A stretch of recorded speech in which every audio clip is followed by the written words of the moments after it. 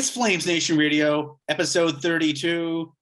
We're still alive. A week ago, actually 6 days ago, because we're recording a day early because of reasons, Shane and I, brought to you by DoorDash at Eau Claire Distillery, makers of Ripper's Whiskey, the official whiskey of the Calgary Flames, a whiskey to mourn playoff losses with, a whiskey to celebrate playoff triumphs with, and the Flames fans throughout Alberta and the rest of the country and the rest of the hockey playing world got to see one hell of a Game 7 on Sunday night. I'm sure it kept many of us up past our usual bedtimes. There's different rules for playoffs. We were all I imagine, very groggy and unproductive on Monday. But the Calgary Flames defeated the Dallas Stars 3-2 in overtime with about 5 minutes left in the first overtime period. We had spoken about the need for the Flames to get more from specific players. So who scored in that game? Tyler Toffoli, Matthew Tkachuk, and with an overtime winner for his second goal of the series, both of which were game winners, Johnny Gaudreau, who after the game mentioned that, it was the biggest goal he scored, the biggest stage he's ever scored on. Shane, we're still doing podcasts. We have playoff hockey to talk about for another 2 weeks.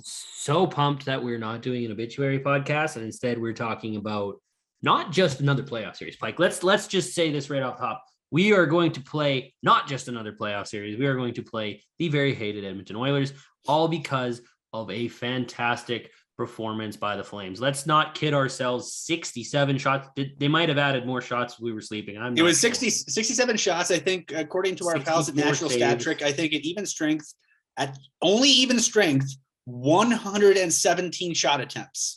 Yeah, they came to play right from the opening faceoff, which some people might dispute because Ben scored, but no, Ben scoring really. Defensemen make mistakes at all. Defensemen make mistakes. Yeah, but they didn't. The best part is it didn't phase them. The old Flames would have let a goal like that kill them. This Flames absolutely not. They stuck to their guns. They didn't get the goal to tie it until the second period, and then they immediately give it back up. And every fan everywhere, because I'm pretty sure I was the same as you, I was sitting at home going, come on. Like, they're out shooting them 3-1 in attempts. They're out attempting them 5-1, and they're up 2-1. What the heck do we have to do to beat Jake Ottinger? And credits to those fans in the corner. You guys rock, sitting there with your jersey over your heads, giving the voodoo. I'll just say this. I love you, Flames fans, but Flames Reddit is weird, man. Oh, I mean, that whole situation, I'm just sometimes that. Yeah, Flames Reddit is weird. We love all you Flames fans. We couldn't do what we do without your interest and support. Sometimes you guys do weird stuff. We love you anyway, but you do weird stuff. But Shane, it was like I had the good fortune to be at that game covering it.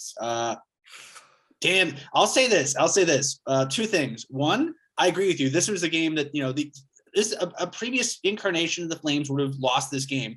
And I'll say this, like, the Flames played a very good hockey game. Capital good. It wasn't perfect, and the two mistakes they made end up in the back of the net.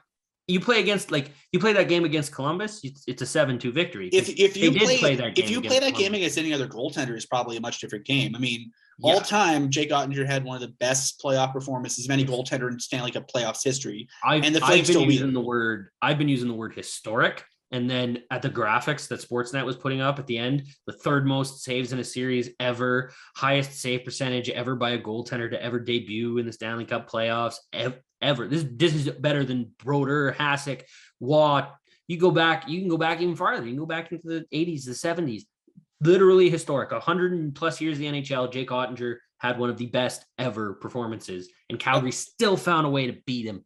Yeah, and I think that was the name of the game, because in the reason why the Flames are playing on and the Stars aren't is because the Flames deserve to win. Daryl Sutter said so much in his post-game address. The Flames were the better team. They outchanced them, outshot them, out everything them, and then they managed to find a way to outscore them in 4 of the 7 games. But a toast to the Dallas Stars. They put up a hell of a fight. We talked a couple weeks ago about stylistic matchups. I think Nashville would have been a more run and gun series, and I think that suits in a way some of the offensive weapons for the Flames.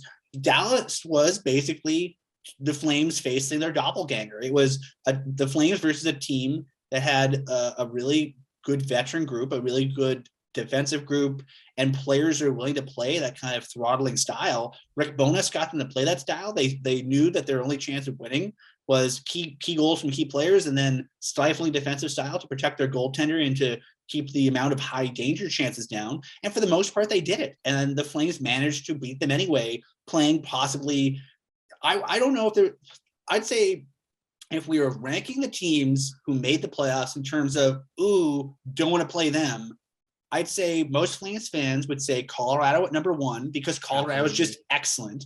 Absolutely. And right up there, though, would be Dallas because of the style that Dallas plays. They struggled. We talked about this all year and lots of other episodes. The style that they struggled during the regular season to play against was the big, heavy hockey.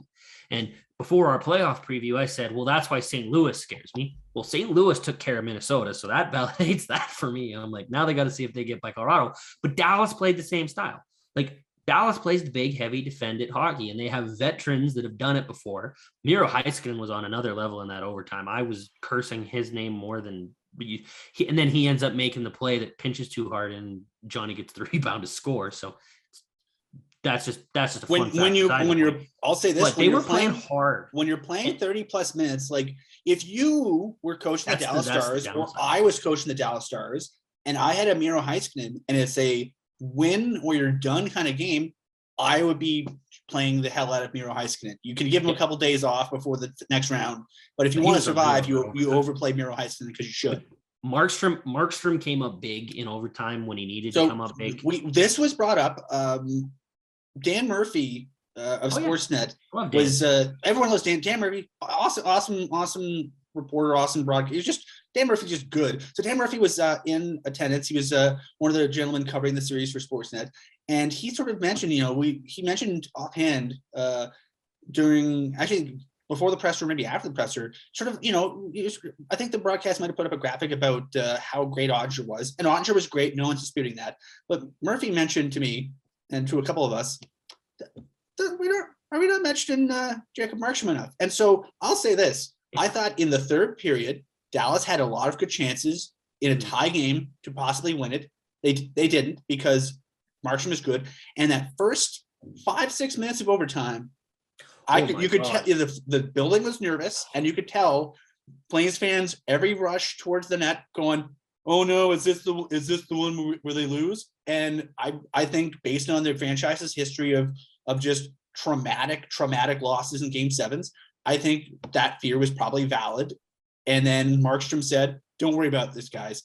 And with a different goalie in net, they don't make it to the space in that period where Dallas gets tired and the Flames can counterpunch and grind them down for the second half of that overtime. No, absolutely not. He was a rock, worth every penny they paid for him. Some people, myself included, I'll say this, I'll roast myself. I was like, I wouldn't spend that much on a goalie. You could probably get a good one for 5 or 4 million. I mean, you know what? Let's just be honest here. 6x6 makes me a bit nervous. I'll say the same thing. I'm nervous about spending a lot of money on goaltenders north of 30 and defensemen north of 30, simply because at some point Father Time comes by and says sub, unless you're like Patrice Bergeron or Mark Giordano or like a handful of players. But the whole reason why you spend $6 million on a goalie is so that they can give you Vezina caliber goaltending in the regular season and the playoffs. And one game when it matters the most, he was on the top of his game. He only let in 2 goals in 75 minutes of hocky. Yep. And a lot of good chances late in the game. Scared me tons of times. I'm a terrible thing to say. I was super excited Hintz wasn't in. I was like, oof. He bad reaction to medication, which is like unfortunate for Dallas. Because we know what was wrong with all the Dallas Stars now because they're eliminated. Folks, do not expect any injury information out of the Calgary Flames. They will give you nothing.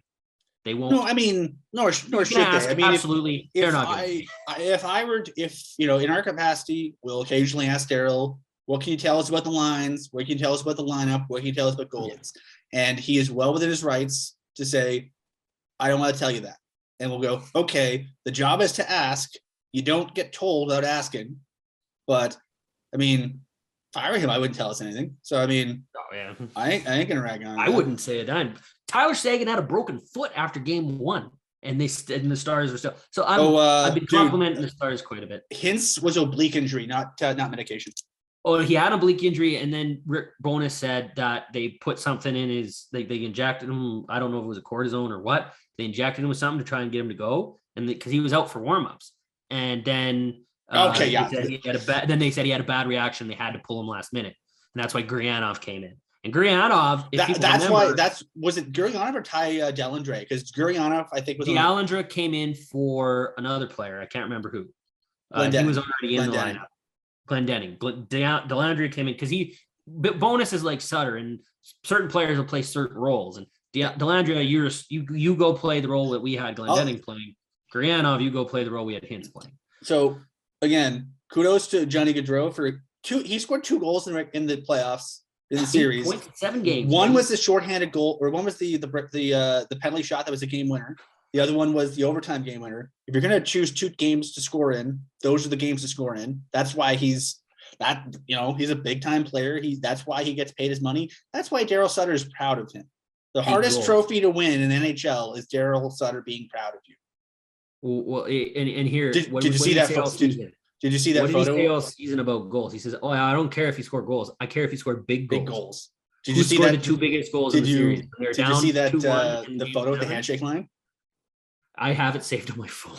Because it's the only time I've seen Sutter truly outside of a press conference where he's roasting you guys. It's the only time I've seen him smile on the ice. So I saved it. Daryl Sutter just enjoys life. But yeah, he puts his arm around Johnny. They're at the line. He's sort of tussling his hair and stuff. It was adorable. Did you see the video where he goes to leave? Like he was going to go leave, and like all of a sudden he goes, "Nope, got to shake hands." Like he comes back. I think Kirk Muller nudges him and be like, "Dude, we got to do the thing." Yeah, like, dude, you got to shake Rick's hand. I'll say this: no greater tradition in sports than the handshake line in hockey. It's 7 games of 40 guys just beating the shit out of each other and absolutely hating each other, and at the end, you go, good game, and guys are hugging and crying, and you have Markstrom telling guys they're the friggin' future and stuff like that. Like it's just good stuff. His eyes when he was talking to Ottinger, he was like, you could tell Markstrom was like, "Man, why did you make me have to play that hard? Like, come on." I think he was probably like, I don't know many human beings that are as competitive as Jacob Markstrom is, or as mad when they lose or as happy when they win, and. Like I think on a certain level, he's probably kind of pissed at Ottinger for making his life so difficult, but I think he also probably appreciates the challenge because it was a goaltending duel, it was a defensive duel, it was a hell of a series. Kudo, I have a fair amount of familiarity with the Dallas Stars. My friend Derek Newmeyer of FC Hockey used to work for as one of the key writers for Defending Big D in the SB Nation network. So shout out to those folks. I know a few of them, really good folks at Defending Big D. They have a good team there. They are covering a good team. I had a chance to chat with several people from the Stars organization, the Stars website, Dallas Morning News, and the Athletic. Matt DeFranks, Saad Youssef, just a bunch of good people covering the Dallas Stars. They'll be back. They have a handful of guys that are a bit older and might not be around the NHL much longer. But even if you look at the guys they barely played, like Ty Dellandre is a good. That was his first playoff game. He's a good player. Game 7 was his first playoff game. He got called up from Texas as a black ace. Like they only brought him up at the end when they got knocked out of the playoffs. So I mean, Dallas has been really good at, Jake Ottinger started the year in the American Hockey League because they had too many veteran goalies and he worked his way in and he was amazing. They have a really good developmental system. Their farm team is really good. They scout well, they draft well, they develop well. Dallas will be back. I don't think we've heard the last of Dallas. Will they be back? Their players are young. Like they're like Hintz and Robertson are young, and they'll get team control. Robertson, Ottinger, Lindell is scary good. He's not Heiskanen good, but he's they'll real have to good. Get new Pete. They're gonna lose John Klingberg, but I mean, enough about and we move on to we don't know what's happening with Rick Bowness. Like he's 67, he's in last year's contract. But I mean, kudos, you got to give a tip of the hat to the vanquished. The Dallas Stars made the Flames earn it with a capital E and a capital I.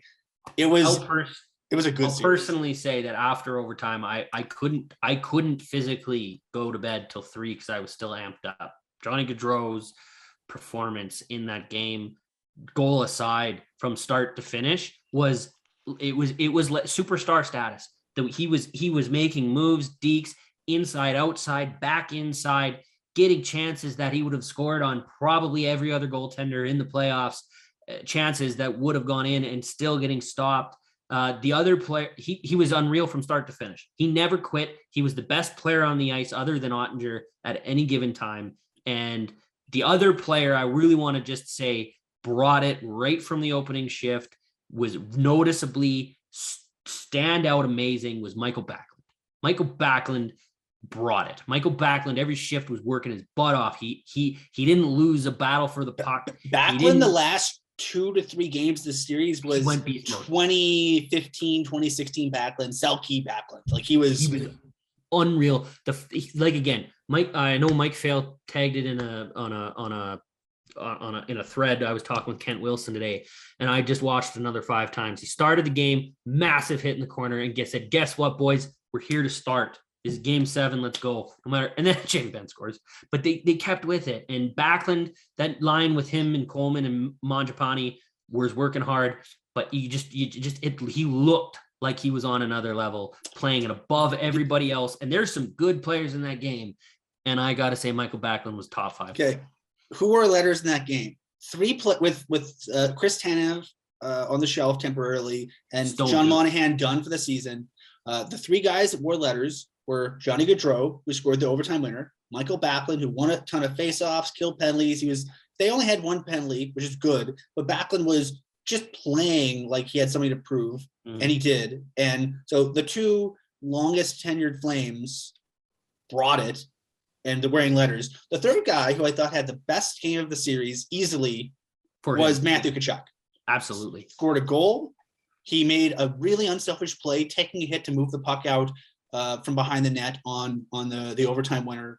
I think it was fair to be critical of some of Tkachuk's series. I don't think he was at his best early in the series. I think he was a little bit too up and getting into the physical game. I think he got schooled a little bit by Seguin and Ben and Pavelski and those veteran guys. I think he got too into the physicality of Klingberg and Raffle. I get wanting to make a difference, but there's other guys who could do that part of it.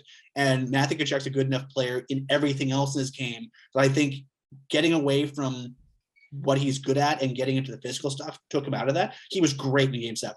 He was fantastic in game 7. The attitude he exudes just on a daily basis, the swagger he has in his interviews, going shirtless towel interviews sometimes, everything. If I could describe Matthew Tkachuk, I would say Matthew Tkachuk is a big game player. And when the big game came, guess who showed up? Matthew Tkachuk. Do you know I watched him. I went to the Memorial Cup when it was in Red Deer, when he played on that London Knights team. Were you at that gold medal game? I wasn't at the gold medal game, but I was at the game. I went to a game. They were going to play the Brandon Wheat Kings. And every expert said the Brandon Wheat Kings were the team that was going to win the Memorial Cup. They had Nolan Patrick. They were steamrolling everybody, and they were going to win. And the London Knights won that game 9-2. Mitch Marner and Matthew Tkachuk had 6 points apiece. They throttled them. They silenced their critics. I was at that game because we didn't know each other then. I was doing Derek and I actually went up to that game. We were doing some scouting together, and so we were at that game. And of course, Tyler Parsons was at net, and Tyler Parsons, it was basically a London team that was going full Globetrotters on the Wheaties. And God bless them, the Wheaties got 2 or 3 breakaways, and every time it was just glove save steal from Tyler Parsons. So that was, Levy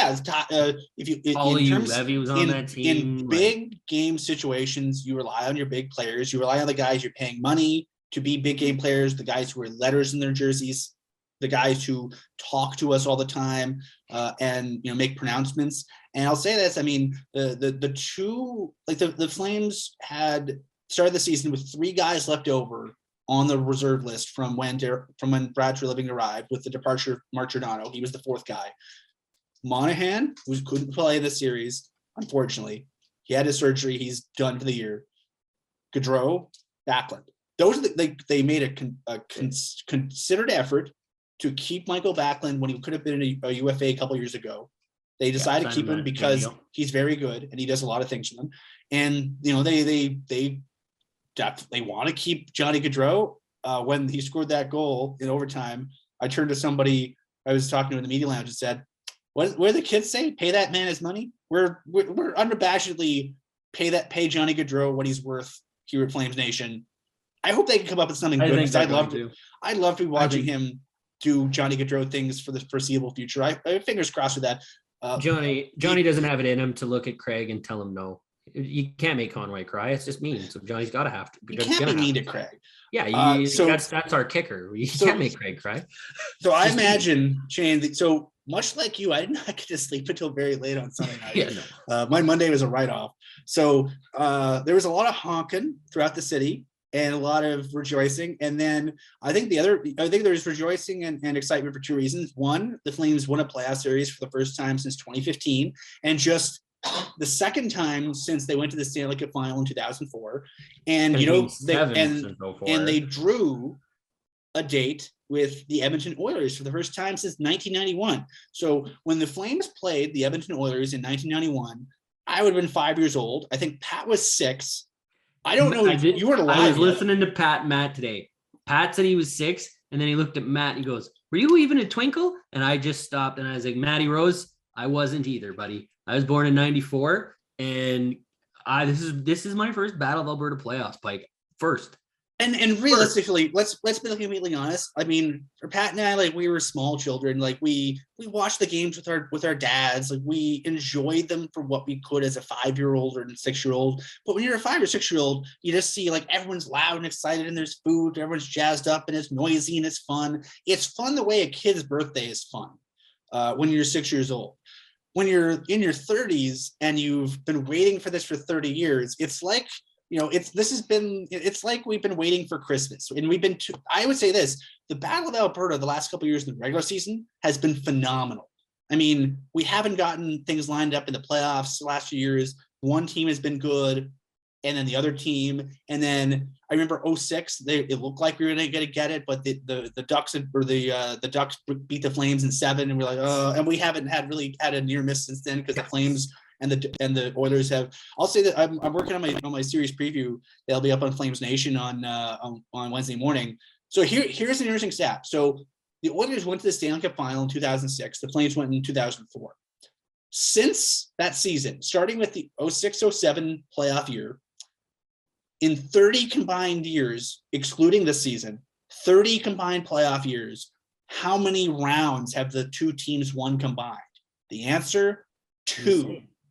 2 playoff rounds combined by the Flames and the Oilers that have been won in a combined 30 seasons. How parallel have these franchises been since the 91 series though? Like I think the Oilers, I don't even know if the Oilers went on. I can't remember 92 if they did anything, but like from the 90s, like they both have one cup final. The Oilers had their decade of darkness. Yeah, and the Flames had the Save the 90s, Flames, which was a decade of darkness. Yeah, and they both had their renaissances near the same years, 03, 04, 05, 06 playing years, and then a whole lot of nothing. And they both randomly win one round. And you could also make the case that, if you look at how the Flames and the Oilers have developed, the Oilers had some bad first rounds with Yakupov and some other guys. The Flames had some bad first rounds with Jankowski and other guys. Actually, Yakupov and Jankowski the same year. The Oilers had the fortune of finding a McDavid and a Draisaitl and a Yamamoto. They've gotten better and built a team that's been pretty good over the last few years. The Flames, a Gaudreau, a Tkachuk, some smart trades. Lindholm Hanifin trade for Dougie. Yeah, So I think your concept of the parallel. I'll quickly go through the regular season results from the Battle of Alberta because I find it fascinating. So the Flames and the Oilers have played 4 times in the regular season, as is what they do with the current playoff format or the current regular season format. First 2 games were in Edmonton. Edmonton won both of them. Last 2 games were in Calgary. Calgary won both of them. The 2 games in Edmonton were in actually the first game of the season for the Flames, second game of the season for the Oilers. The Oilers won 5-2. The Oilers had 2 power play goals because the Flames got into penalty trouble. That was the game where Rasmus Anderson got a little bit too rambunctious. And then the Oilers finished it off with an empty netter. That was a 5-2 game. The Flames, I'd say, outplayed them at 5-on-5, but unfortunately, there was not just 5-on-5 play in that game. The second game was in January. The Oilers won 5-3. Again, two Oilers power play goals. The Flames managed to take dumb penalties at bad times. And I believe that was the game where Evan Bouchard scored on clappers from the point. The back-to-back Bouchard blasts. And I mean, let's be honest, if you have a power play where you could have Leon Draisaitl feeding Bouchard at the point for one-timers, you do it. It's like saying, if you have a Miro Heiskanen, would you play him that much? Yes, because that's his job. And it's like saying, if you had a sweet car, would you take it out on the highway and do sweet, cool, high-speed things with it? Within safety, yes, because that's the point of having one. Then they met twice in March in Calgary. The first game was Tyler Toffoli's first Battle of Alberta, and he scored twice in a 3-1 Flames win. The Flames gave up 0 power play goals. Hooray! And then a few weeks later, they met up one more time on just a batshit crazy, most entertaining game of the regular season. The Oilers scored 3 power play goals, which sounds like a lot because it's a lot. Most teams, it's considered. You think your power play had a demonstrably bad game if you give up 2 power play goals. Flames gave up 3. They won 9-5 because the Oilers gave up 9 5-on-5 goals. Johnny Gaudreau had 5 assists, and Matthew Tkachuk had 2 goals and 2 assists. It was a track meet of a game. It was a weird game. It was a wildly entertaining game. It was that kind of game where people, after that game was over, looked at the standings, looked at the playoff bracketing, and went, "Oh man, that sure would be cool, wouldn't it?" But no, it'll never happen. And then went off to sleep crying into their pillows. Well, stop crying, folks, because it's happening tomorrow. And by tomorrow, I mean Wednesday, because you're going to listen to this on Wednesday when we post. Early. Yeah. All I can say is, we've been waiting 31 years for friggin' Christmas to come. It's Christmas Eve. Tomorrow's Christmas morning, and there's 4 to 7 Christmases we're going to get. So it's kind of like Hanukkah and kind of like Christmas. Either way, whatever faith you celebrate, we get to have the celebration multiple times, unless the team you like loses, in which case you can be sad afterwards. I have thoughts on these games real quick. It may have been 5-2 opening night. Calgary outplayed them significantly at 5-on-5. There was tons of penalties. There was a lot of stuff broken up at the start of the game because of all the penalties. But 5-on-5, that was the start. That was where I was writing it. I was like, Calgary outplayed them. If they do that again and they consistently do that, they'll win games. And then we went on to see them win 5 straight on a road trip. And remember, that was the Flames, where the Flames did not have enough cap space to really do a lot with the roster. Tyler Pitlick was injured. Coleman was suspended. And so the Flames, what they did was they went 11-7 with Zadorov on the second pairing with Tanev. Shillington is a 7. He barely played 2 minutes, 50 seconds. Shillington was actually going to play. Now, we could see this in the later games. Shillington played in most of them. It was the Flames still figuring out their style. Again, Calgary outplayed them. Calgary outplayed them in all 4 games at 5-on-5 in terms of chances created and prevented and stuff like that. What burnt them is the fact that, added up over the 4 games, Calgary gave up 7 power play goals. I think the 5-on-5 scoring more to any other team. From what I remember, correct me if I'm wrong, the overall scoring was 17-16 Calgary in the aggregate across the 4 games. The even strength scoring was 14-7 Calgary. Yeah. So it's power play, and people use the phrase power play merchants, but you can use it all they want. If they get power plays and they score on them, the games still get turned into W's for the Oilers. So you can complain about that all you want. If you're Connor McDavid's a speed demon and he draws a lot of penalties. If you're lucky enough to have a McDavid and a Draisaitl and the personnel they have in their power play, use them. Do it. Part of being a superstar is having that ability that draws you those extra penalties. That's part of it. So.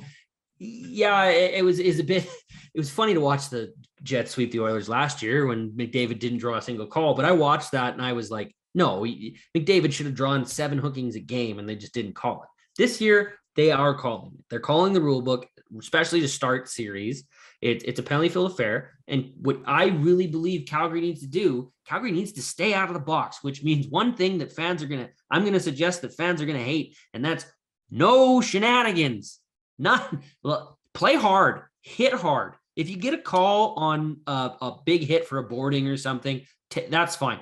But the coincidentals, the 4-on-4s, the whatever, that's when you give me David. I'll interject with this. I'll interject with this. The series supervisor for the officiating during this round via our friends at Scouting the Refs is Don Van Massenhoven, who is the same supervisor that they had for the Flames Dallas Stars series. So you should expect the same kind of standard, which means play hard between the whistles, but any kind of silliness after the whistles is going to get called. So both. If you're the Flames, I mean, just don't get too riled up playing Cassian and Evander Kane and those gentlemen. But I think what just happened against Dallas and how they got into the shenanigans and the whole Klingberg thing early, and it didn't work for them. Tkachuk spent way too much time in the box. He did, and he was a non-factor in a lot of those early games because he was in the box most of the time, especially when they needed him at 4-on-4. His brain, how he thinks about the game, he's valuable out there. We need you on the actual ice, man. Okay, so, here's my question for you, Shane. Does the fact that the Flames went through the series they did with Dallas make them better suited for the series? I've been thinking that for 3 days. I honestly think because of the adversity they had to face with not only the goaltender, but trying to score in some of these games, especially early, there was games where they couldn't get anything because the Stars were just shutting them down defensively. Now, in fairness, Calgary was playing defense first hockey themselves, high centers, one man in on the forecheck. You've got to win those puck races to those battles, and you try to get your turnovers in the neutral zone so you can quickly turn around and attack them again. That's hard to do when the other team can have speed through the neutral zone. And if you're not defending your zone, if they're trying to exit their own zone, if you're not defending it properly, you're going to get into trouble. Calgary's really good and holds a nice structure, and that's part of the system and the process that Daryl talks about. But you need to do that every single shift. You don't need to take risks certain times unless you're really trailing late in the game and you're desperate for a goal. Stick to the process. Calgary did stick to the process in Game 7, and it turned out well for them. They stick to the process the whole time. Like you said, they lost the first game in the regular season. They lost to quite a few. I think they lost that overtime game to Anaheim, and then they went on the road trip, and they won all 5. And I said earlier, that was the best thing that could happen. Because now all of these players know that if you just play this style of hockey and you just keep playing it, it breeds victories. It breeds wins. And then when it came time when the games matters, they kept to it. They stuck to their guns, and it came out with a victory. And as we know, W's is when he's impressed. Yeah, W's, baby. That's when he's impressed. And guess what? They got their big W. So I think what they faced against Dallas, like Edmonton beat LA 6-0 and 8-2 in games 2 and 3, I think. That's not that much adversity. You weren't really worried or getting played hard in those games. You were breezing through them. Now, they still had to get to Game 7, and they still had to do it. They faced their own adversity. I just think what Calgary faced was stronger. Now, does that matter? No, what matters is what happens on the ice later. But in theory, beforehand, I just believe that Calgary series against Dallas helped them more than the Edmonton series against LA. And I just think. I'll add this. I was on my usual weekly hit with Pat and Matt on 960 on Tuesday. And, my prediction was Flames in 7. I'm standing by that. My official prediction is Flames in 7. I think it's going to be a fun 7 games. But I think one of the X factors could be, I guess, 2 things. One, home ice, because the Flames have home ice in 4 out of 7 games. I think it'll matter. And the reason I think it'll matter is if you look at the coaching in round 1, it was Daryl Sutter, who's 64 and coached a million years. I think Daryl, in terms of playoff games and playoff wins, I think depending on what happens with the series, he'll be top 5 or top 6 all time in NHL history. So Daryl Sutter's coached, for lack of a better term, a shit ton of hockey. He's coached a shit ton of regular season hockey and a shit ton of playoff hockey. He's got rings. Played in 54 playoff games. Yes. Yeah. So Daryl Sutter's played a ton of hockey and he's coached a ton of hockey. Todd Woodcroft, very good coach in the American League, very good coach. He's worked his way through. He's come by it honestly. He's a very good coach, very bright guy.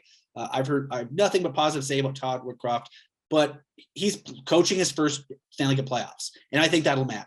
Rick Bowness versus Daryl Sutter, the experience is basically a wash, and I think the only difference is that Daryl Sutter's head coached in more Stanley Cup final than Rick Bowness had. But I think Sutter would just always refer to Rick in the press conferences, and he'd like, get Rick up here. Like he knew him, right? Like they're not going to talk mid-series, but he had the respect for Rick.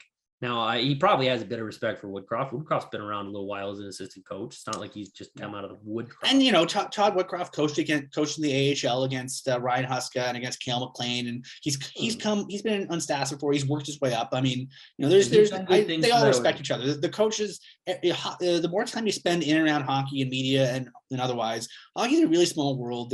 Everyone in hockey knows each other. There's people who know you in hockey that you don't even realize know you.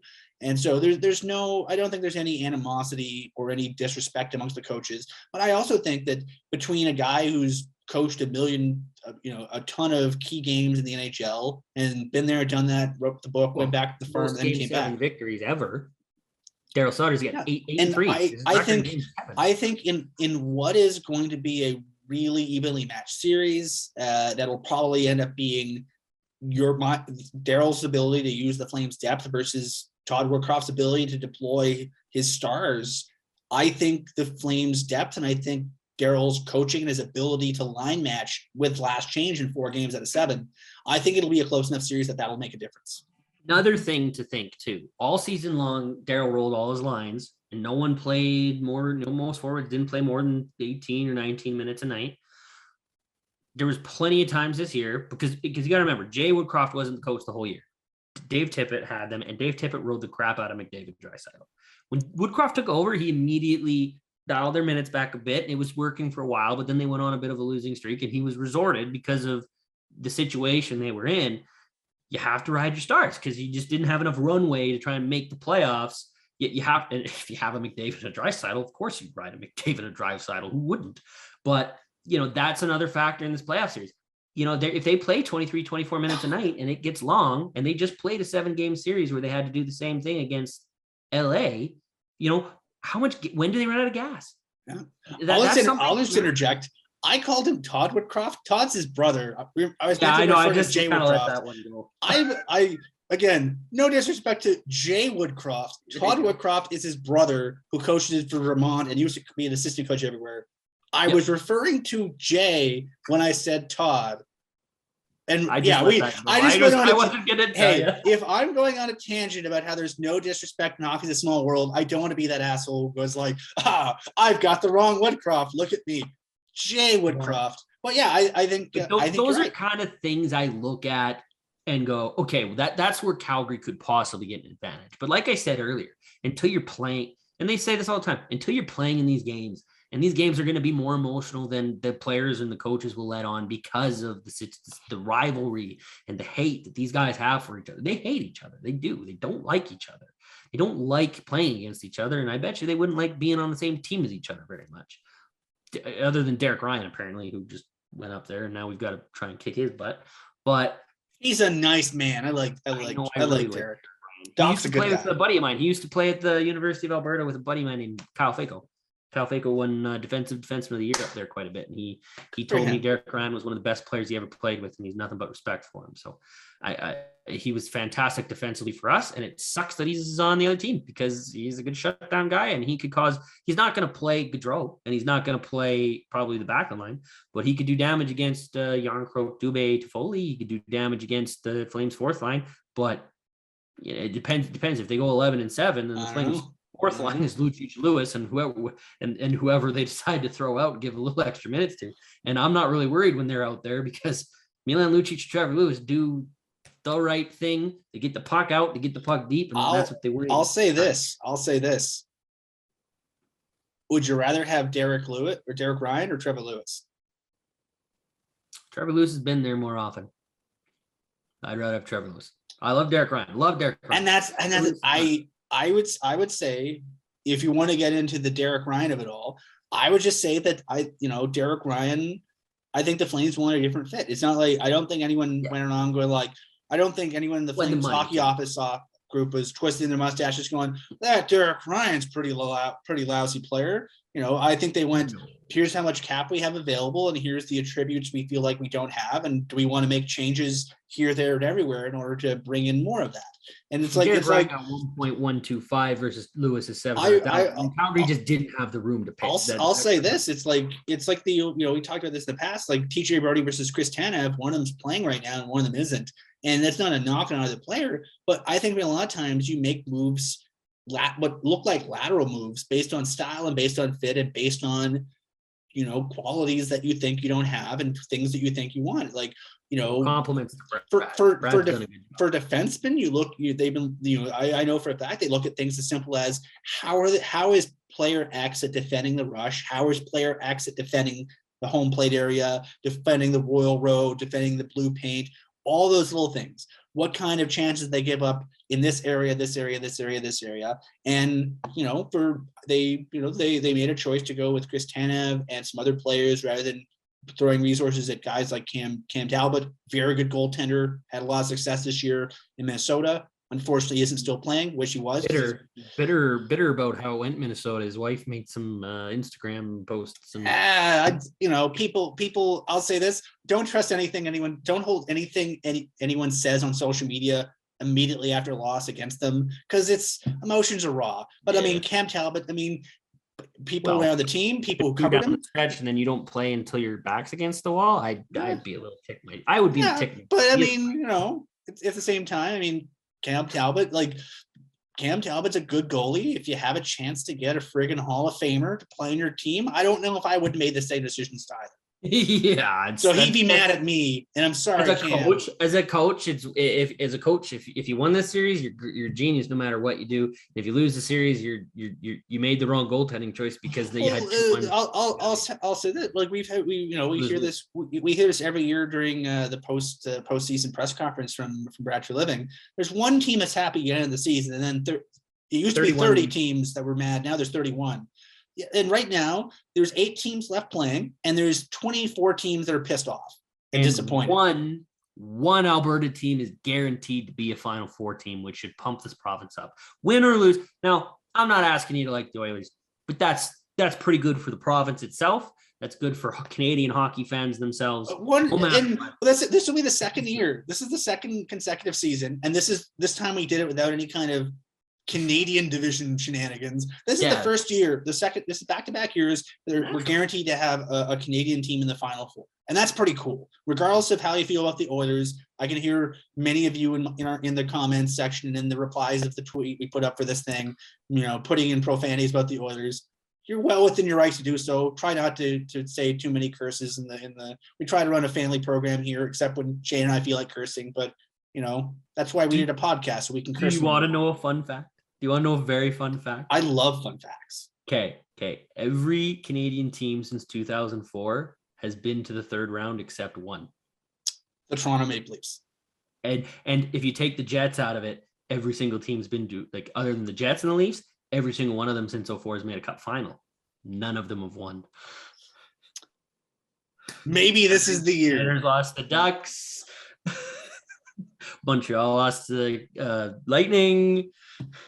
At least Canadian teams are getting. And the Canucks should have beat the Bruins, but Tim Thomas and I'm saying there's been a lot of pain across Canada. Just having a Canadian team in the Final Four is just a bonus for the country. Gives people elsewhere, even casual fans, something to cheer for. Whether it's Calgary, whether it's Edmonton, it's still a good thing.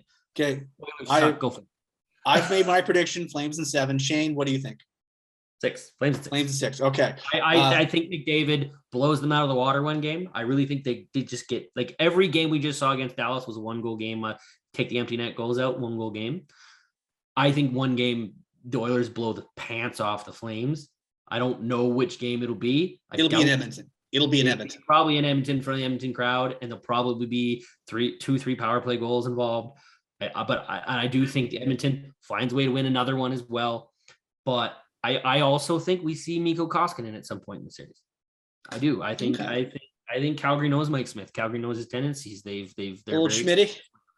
And I think they know. I think Johnny Gaudreau is going to be the same Johnny Gaudreau we just saw. And the Oilers defense has weak points. And Those are reasons why I think Calgary. Now, if Edmonton does, guess what? They should. You have the best player in hockey. You should win this series. You should.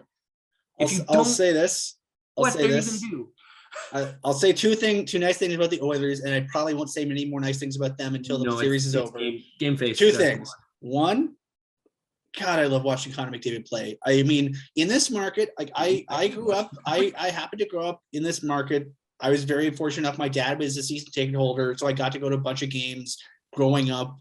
I grew up at a perfect time. I got to grow up in the heyday, the 90s heyday of Mario Lemieux and Oilers, and then Kings era Gretzky before he went to St. Louis and the Rangers became very bad, or at least worse than he was. Became league average. Yeah, he became Gretzky bad, not regressed to like still top level. Yeah, he regressed to being like an average second line player. That's beside the so and now we get a chance to watch McDavid on the regular and good. Like I'll say this for this market, whether or not you like the Oilers, most of you don't. Good for you. We've really blessed being in this market and being able to watch so many talented players in this division in this city. From this team and other teams, like the hockey's never boring and the hockey's never really that bad. And so, it's a testament to how the game has evolved, that there's so many good players in the league and so many of them happen to be plunked down in the Pacific Division. We had the Sedins, we had any number of good Kings players over the years. Anze Kopitar currently, many, many good young players of these teams, all the good Oilers players we've seen, many good Flames players we've seen. So for one, I really like watching Connor McDavid play, and I still feel fortunate to be in this market and be able to have seen so many good players. That's nice point number one. Nice point number two, I love Mike Smith. Like, I mean, is he a great goalie? No, but in a sport, for some reason, his chaotic style makes Oilers fans so and I'll say both on and off the ice. But Mike Smith is a character in a sporting world. Like, other sports encourage characters because of the type of sport hockey is, where it's emphasis on team, emphasis on collective action, 6 guys working together, 20 guys working together. All the other sports seem to have more flashy characters and quirky people in them for whatever reason. I think it's a culture thing. But Mike Smith is a character. He does not give a crap what anyone thinks about him. And regardless of whether you like him as a goaltender on the ice, I think off the ice, you have to respect the fact that he's got swagger and he does not care if you like it or not. So Mike Smith, regardless of the outcome of the series, you're ridiculous and we love you. Please stop playing the puck. It makes everyone nervous in both teams. No. Keep playing the puck. Keep playing it. I still have keep coming out. I have nightmares from that game. One of the key differences between Smith and Markstrom is Sutter said it earlier. Markstrom doesn't pass the forwards. Markstrom passes the defenseman. Now there's occasional Markstrom bring it to the boards to the winger, but Markstrom passes that. Mike Smith goes for the stretch passes up the middle. That's the dangerous. If he took that out of his game, if he just did the same thing in the playoffs and went up the court. Was it game one where he delivered the pizza right up the middle? Yeah, up the middle. It turned over. Now it came back around the net all the way up to the boards, but the style he plays, he's panicked and he's all over the place. He doesn't have his net anymore after that. And then when he slid in and made the one save, and then it went all over the place. And then it went back to the D, and the D man just fired it in because he didn't have his net, right? He wasn't set anywhere because he's so chaotic. If the rebound goes, he's not really like that. That's where you really need to capitalize. And Calgary just kind of do that a lot. Bless his heart. So, I think you put it best. Love his chaos energy. You know what? He's in the NHL. Anyone can criticize him all they want. Dude's in the NHL. He's signed next year for $2 million some dollars. He's doing something right. Better. You can't score on him in your beer league. Like I probably couldn't. I wouldn't have signed him for 2 years, but I completely understand the idea behind signing him for 1 year. Extra insurance too, right? So like they have some. They have some. Yeah, but you could go to the. You can go to. We're gonna have a fun time, Mike. We're gonna have a. Okay. Our hair is gonna fall out. So guys, here's the deal. So there's gonna be at least 4 games. They're playing every second day. They're playing Wednesday night at 7:30 in Calgary. They're playing Friday night at 8:30 in Calgary. Yes, 8:30. Make sure you get a nap in beforehand. Don't have anything useful to do on Saturday. Then the games in Edmonton are a 6 p.m. start on Sunday. So you get an early dinner in, grab some pops, and then watch the game. God knows how long that game's going to last. The Tuesday, the day after the holiday Monday, I believe it's another 7:30 start in Edmonton. Double check your local listings. I might have that wrong. Those are the 4 games that are guaranteed. So it goes Wednesday, Friday in Calgary, and then Sunday, Tuesday in scenic Edmonton. And after Tuesday, they play game. If necessary, Game 5 is in Calgary. Game 5 is in Calgary on Thursday. Game 6 would be Edmonton on Saturday, and then Monday, I believe the 30th, if necessary, in Calgary, would be Game 7. We'll see how many they need. And if they get their Pike, I will be at the Red Mile for Game 5 and probably maybe through till Game 6. We'll see what the boss says, but we'll see. Game 5 for sure. I'm hit. If it's there, I'm watching from the Red Mile. I'm going to be there early as heck. I'm going to be, I was listening to Commodore and talk about him and Warner's night on the Red Mile. and heck, maybe you see a Brady Tkachuk sighting, folks. He's apparently on a bender, and I'm having I don't know how anyone can complain about this. This is just good. It's good for the Senators' exposure. It's just fun for everything. It's just fun. He said on the broadcast, he says, first things first, go Sens go. But it's his brother. He's allowed to support his brother, and he's having fun. I think it's fun. So folks, let's put it this way: it's been 31 years since Brady. If he runs into me, it's been 31 years since the last time we did this thing, and most of us were either small children or not alive yet. When those of us who are alive enough to remember what the hell is going on are old and nostalgic now. So our advice to you guys is: we don't know when this is going to happen again. It might be another freaking 31 years, and we'll all be old and grumpy by the time it happens again, and we'll be talking about, oh, this hasn't happened since 2022. What the hell? So another 31 years, I'd be 60, Pike. Yeah, we're gonna be old as shit. So our advice to everyone is: have some fun. By this point, we're second round. Everyone kind of knows what they're comfortable with in terms of crowds, in terms of whatever your comfort zone is. Go out and have a friggin' blast.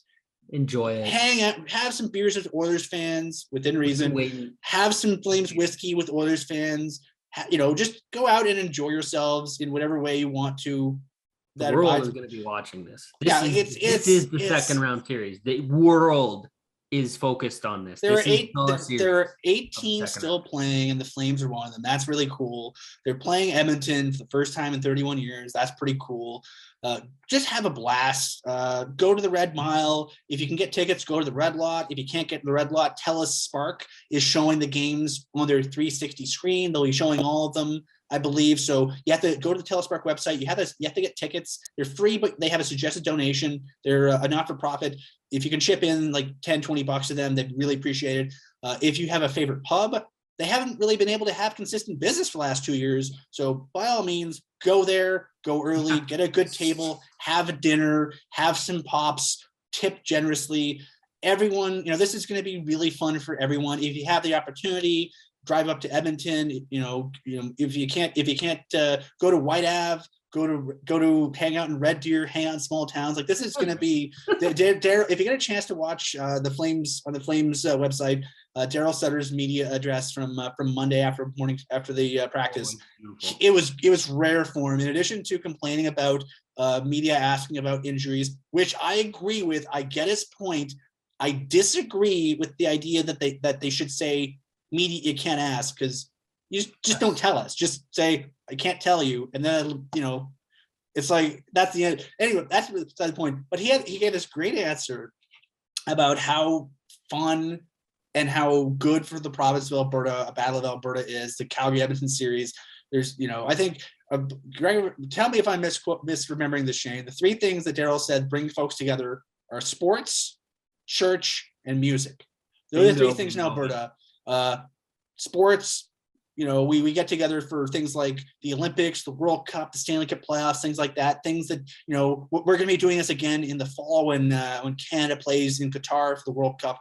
It'll overlap with like 5 or 10 games of the Flames, but it'll be at weird times, so you can do both. So you can do day drinking and afternoon drinking if you want to. It's going to be a friggin' blast. if you have, you have some time to make bets with your friends, if they live in Edmonton, if you could put a charitable contribution for that, things to recommend a donation to: ALS research, cancer research. Chris Snow in Calgary is currently, he was given a diagnosis that was pretty grim in 2019, and he's still with us and he's still kicking ass. So if you have any extra beer money, maybe skip around with you and your buddies and donate that money to the ALS research. You can donate directly to Miami University because they have they're doing a lot of groundbreaking research there. You can donate to the Flames Foundation. They do, and they have a specific fund for ALS research. If you followed Oilers Twitter at all, have Oilers friends, they probably shared with you the adorable videos of Ben Stelter. Ben Stelter. Whether or not you like the Oilers, you can't. I love that. You can't That's my badmouth. favorite thing they've ever done. That kid is living a dream. Him, and that the Spider Mabel from who Andrew Ferentz helped out years and years ago when he was the captain. But Ben Stelter is a badass. He's such a cool kid. They've really embraced him. He's basically an honorary member of the team now, and he's easily the most likable Oiler or Oiler associated person. He is dealing. He's currently, I believe, recovering from treatment for brain cancer. He had a tumor in his brain, and there's a lot of good people working in the Children's Hospital in the Edmonton area, and so I believe it's the Kids Cancer Care Society in Edmonton, or Kids with Cancer Society in Edmonton, or Kids Cancer Care in Calgary. The Flames and many Flames players donate time and money to Kids Cancer Care in Calgary. The Oilers and Ben's family have really had a long association with Kids with Cancer Society in Edmonton. So our long ramble is another one. One more that the Oilers would like is the Colby Cave Foundation. Yes, that's another one that's absolutely all these charities. If you this is a big thing. Celebrate. Donate. If you got 10, $20 spare, all of these things are good things to donate. They're helping the province and they're helping people worldwide. Whether it's Snowy Strong, whether it's Ben, whether it's the K Foundation, all of it's good stuff. It all helps people. Use this for good. Don't fight each other on the trains, please. Donate money instead. Exactly. So again, if you have the time and have the ability with you and your buddies, skip around of pops at the pub in between games or in between intermissions. Donate the money. Any amount helps any of these charities. They can do a lot with a little amount of money. Frankly, they do a lot with a little amount of money as is. And if everybody chips in a spare, a toonie, a loony, a $5, a 10, whatever you have, whatever you can give, it'd be really appreciated for these charities. Like Shane said, this is the series. There, our friend from Daily Faceoff, Frank Cervalli, is covering the series this round. Okay. Pierre LeBrun from The Athletic is in town. I cover this team regularly. I'm in town because I don't have to travel anywhere. So the heavy hitters and me and Pat are covering the series. But it's gonna be really fun. We're gonna, if you're someone who's complained, the Leafs get all the attention Canada wide. Well, the Leafs got knocked out, so everybody's paying attention to Calgary and Edmonton now, and it's gonna be a blast. So do what you can to have fun, and do what you can to help each other out, and keep it on the rails. But you don't want to be remembered as the person that got thrown out of the Dome or thrown out of Rogers Place or put in jail or who got caught peeing on something in public at the Red Mile or on White Avenue. So remember, everyone's the hockey world and the non-hockey world are watching. So just keep it on the rails, but have some friggin' fun, because this is going to be a really awesome 2 weeks. And at the end, one of these two teams is going to be playing with a 1 in 4 chance at the Stanley Cup. Final thing I got to say, party hard, party safe. And I'm pretty sure you still left Andrew WK, but Andrew WK is a goddamn poet who deserves to have his words stolen and repeated. So that'll do it for us for the Battle of Alberta playoff preview edition. As always, we're brought to you by DoorDash and by Rupert's Whiskey from Eau Claire Distillery. Rupert's Whiskey is the official whiskey of the Calgary Flames. Drink responsibly, enjoy responsibly, and like Shane said, party hard, party safe. We'll see you guys in at some point next week, we have to figure out the playoff schedule. It'll depend on how many friggin' games this thing goes. We'll randomly cram a podcast in on an off day so people can enjoy it. We could fit one in on Wednesday before. If they play Thursday, yeah, we'll probably do it on a regular day, but we're doing this on a Wednesday simply because we didn't want to record it immediately after a playoff game because that would try to squeeze ourselves in between other jobs we have and the game. It's gonna be we're gonna as Tyler Remchuk at Oilers Nation joked to me. Actually, Zach Lang said this. I don't want to misattribute it. Zach Lang, I were texting. He said, "We'll sleep when we're dead." May not that far, but we'll sleep when the playoffs are over in like July. If this game goes to 7 different overtimes and 7 different games, I don't know if we'd survive to the end of 2 weeks. But we'll sleep in July. So for Shane, I'm Ryan. Have fun, everybody, and we'll see you guys when we see you some point next week after 3 to 4 games. We don't know yet. Take care, guys. See you in a week.